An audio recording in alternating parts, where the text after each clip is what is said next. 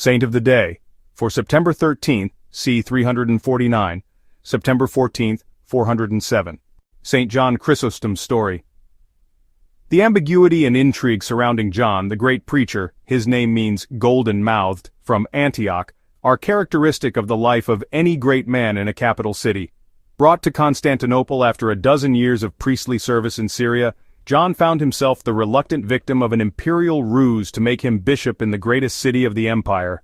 Ascetic, unimposing but dignified and troubled by stomach ailments from his desert days as a monk, St. John Chrysostom became a bishop under the cloud of imperial politics.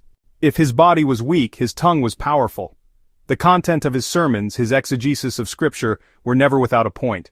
Sometimes the point stung the high and mighty. Some sermons lasted up to 2 hours. His lifestyle at the imperial court was not appreciated by many courtiers.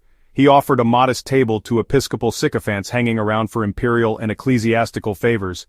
John deplored the court protocol that accorded him precedence before the highest state officials. He would not be a kept man. His zeal led him to decisive action. Bishops who bribed their way into office were deposed. Many of his sermons called for concrete steps to share wealth with the poor.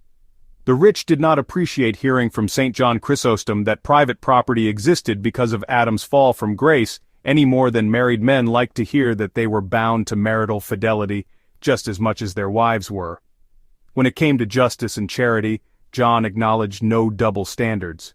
Aloof, energetic, outspoken, especially when he became excited in the pulpit, St. John Chrysostom was a sure target for criticism and personal trouble.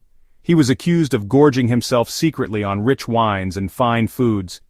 His faithfulness as spiritual director to the rich widow Olympia provoked much gossip attempting to prove him a hypocrite where wealth and chastity were concerned.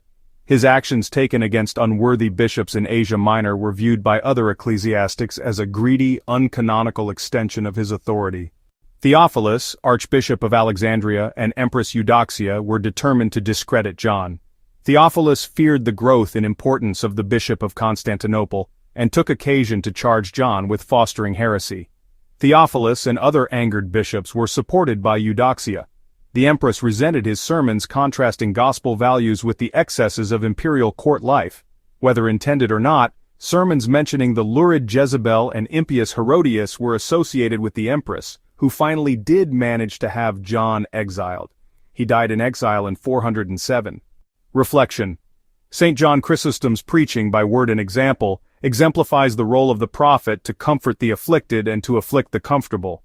For his honesty and courage, he paid the price of a turbulent ministry as bishop, personal vilification, and exile.